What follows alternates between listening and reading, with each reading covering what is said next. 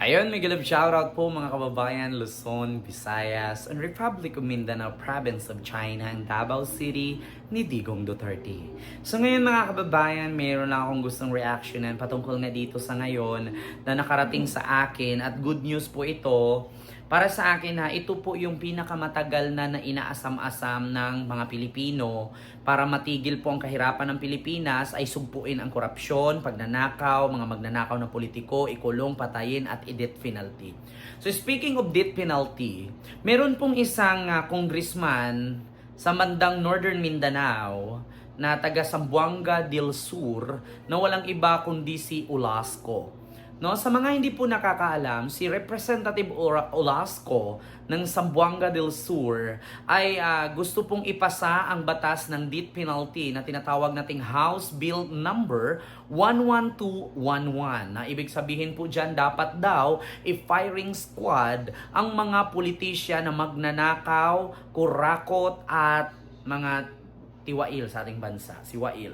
So ngayon mga kababayan, ano nga ba ang laman ng House number 11211 or House number Bill 11211 na ipapasa or isa sa batas ni Congressman Olasco. Olasco ba? Correct me if I'm wrong. At sa mga hindi po nakakaalam, bago ko po i-play ang video na ito mga kababayan, sa mga hindi nakakakilala kay Congressman ng Zamboanga del Sur, Olasco, no? Siya po yung congressman na lumuluhod at nagmamakaawa para lang mabigyan ng payout ang kanyang mga nasasakupan. Alam niyo mga ganitong congressman ang gusto ko eh. Bakit? Kababayan ko yan. Kaya, kababayan yan ng nanay ko. Taga Zamboanga del Sur, Zamboanga del Norte, Zamboanga Peninsula. Pag sinabi nating Zamboanga Peninsula, matatalino mga tao dyan. Yes, matatalino. Pero hindi lahat ng politician magagaling. Yung ibang politician dyan, namamatay na lang, sumusunod ang anak, wala pa ring mall sa lugar nila. Dapitan City, kumusta po kayo dyan? Dapitan, pagkakalam ko, wala pa tang Jollibee dyan, wala ngang mall dyan eh. So yun lang, noon, kasi I was born and raised in Mindanao nga, I was told you lately. Diba? So ngayon mga kababayan, ito po si Congressman Olasco, meron pong isa sa batas na House number Bill 11211 na kung saan nakasaad dito ang death penalty. So ngayon mga kababayan, bago ko i-play ang video na to, paano kung mapatunayan na si Sara Duterte, no, ay napatunayang kurakot at na-i-impeach dahil sa ginagawa niyang paggasta ng confidential fund. So ibig sabihin sa madaling salita mga kababayan, kapag na-impeach, ibig sabihin totoo na kurakot. Na-impeach eh. Natanggal kasi nangurakot. Kung hindi siya matanggal, means to say, hindi siya kurakot. Pero kung na-impeach, no, at nakasuhan ng plunder, no, so may possibility pala na pwede siyang i-firing squad at i-death hanggang sa mamatay. Kasi death penalty ito eh. Death penalty, pag napatunayan ng Korte Suprema at batas ng Pilipinas na si Sara Duterte ay makasuhan ng plunder at ma-impeach, pwede na siyang i-firing squad hanggang sa mamatay. Kasi yun po ang laman ng death penalty bill na to. Di ba? Death penalty na ipinasa ni House of Representative Olasco ng Zamboanga del Norte or Zamboanga del Sur. So ito po, panuorin nyo po.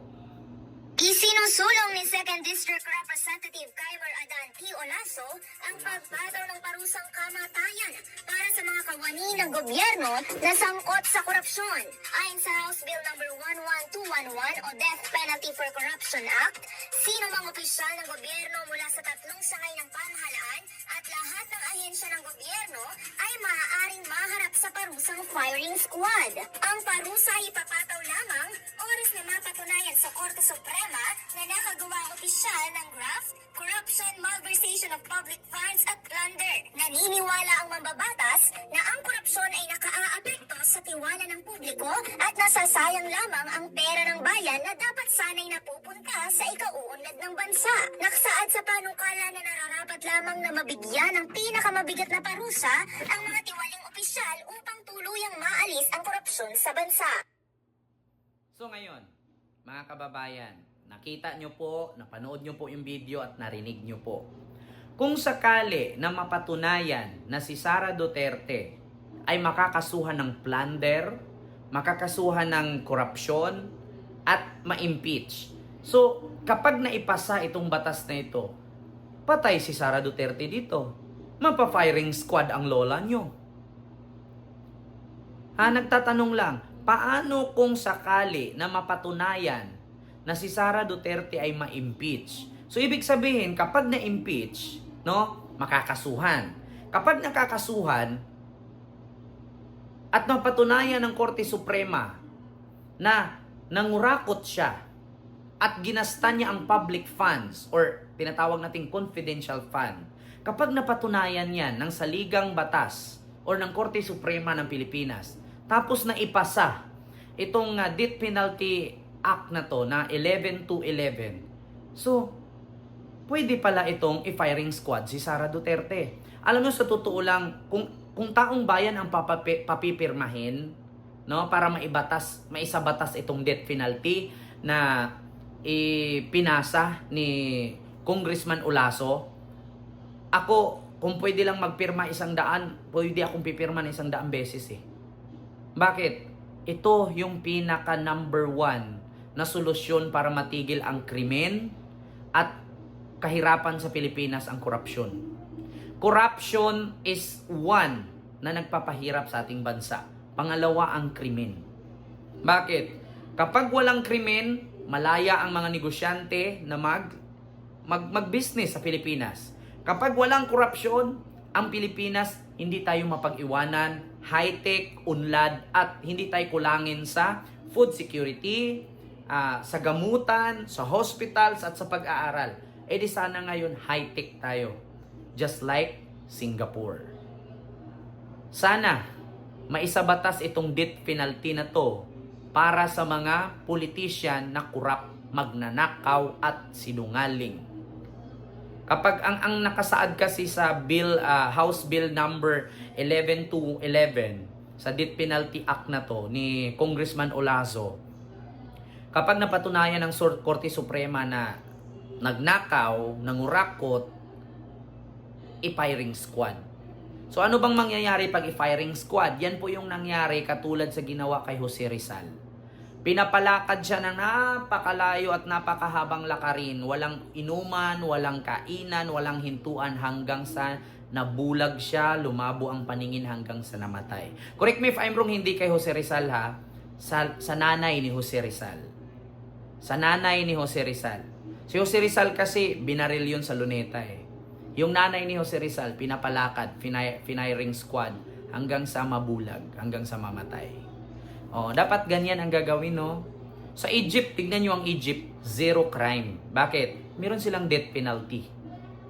Kapag magnanakaw ka, nang rape ka, nagnakaw ka, kung anong ginawa mong kalukuhang krimen, bitay ka, patay ka. Sa Saudi Arabia nga, ibang sa kanila, pugot ulo eh. Bukod sa pugot ulo, ang sa ibang bansa naman, halimbawa nakita kang nang rape, hubot-hubad kang babatuhin hanggang sa mamatay. Yan ang batas sa kanila. Dapat may isa batas itong death penalty na to eh. Ang daming politician. Hindi ko sure kung pipirma ang ilan sa mga congressman, senador dito. At sana, pirmahan ni Pangulong Bongbong Marcos ito. Sana pirmahan ni BBM. Kung ito'y pirmahan ni BBM, ewan ko lang kung may mga congressman at senador pang tatakbo. Kapag naisabatas itong batas na to, ang death penalty firing squad. Yeah? So ulitin ko mga kababayan, paano kung napatunayan na impeach si Sara at nakasuhan ng plunder? So pwede na pala siyang i-firing squad. Diba? So yun lang mga kababayan, nagtatanong lang, paano kung napatunayan nga na nangungurakot si Sara? So, tapos pumasa ang death penalty na to. So, mai-firing squad talaga si Inday. Yun lang nagtatanong lang ako, paano? Hindi ko naman sinabing nangurakot si Sara. Nagtanong kasi wala pa namang hatol ng hukuman ng Korte Suprema at Department of Justice na ano siya, nangurakot siya. Paano nga? Baka mapatutuhan na nangurakot siya, patay kang inday ka. So yun lang mga kababayan, Luzon, Visayas, and Republic of Mindanao, Province of China, ni Digong ang Davao City. God first. And see you next vlog. Thank you. Bye.